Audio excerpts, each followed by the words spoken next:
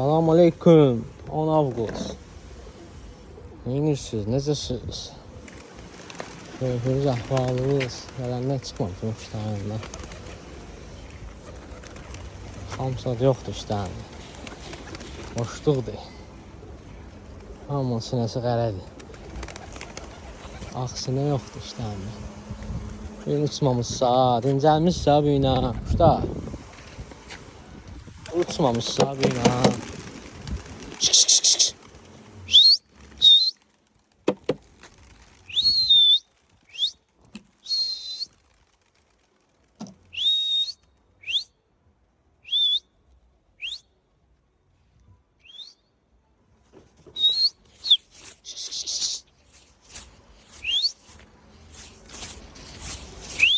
Ay maşallah. Gəl seç apa bir 10 manatdan. Ünvanımız ona. Hələ yaş yerdə deyək.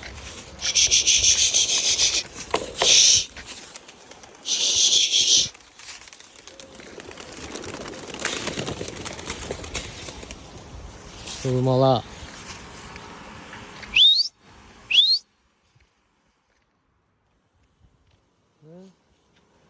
Çıktı ya. Beyni. Allah xeyir versin. Zona kendi. Amin salamlar. Kimle tutup, kimle kaçırdı? Kağız kim gelecekler hamısı. Ay maşallah maşallah.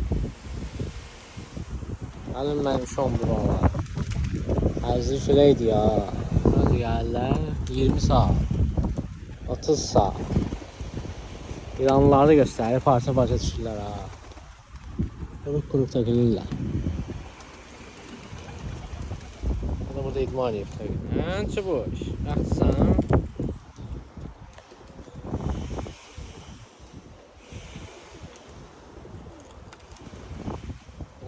Şu anda artır özünü yukarı.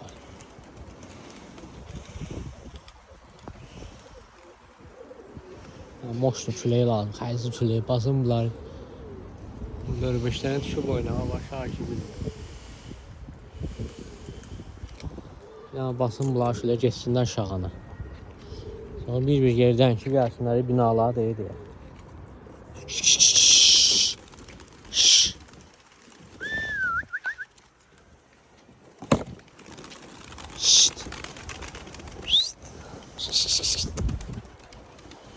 Hamsalı yoktu ya. O boyda havalı. Yaxam yoxdur. Binalar da bomboşdur. Hər yer bomboş.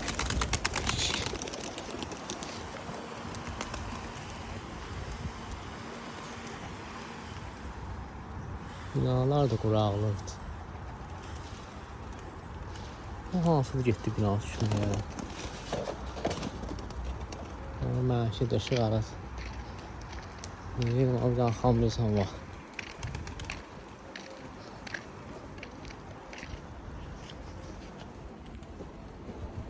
Olur ya, yukarıda bir 15 tane de var açık. Sefeler bile.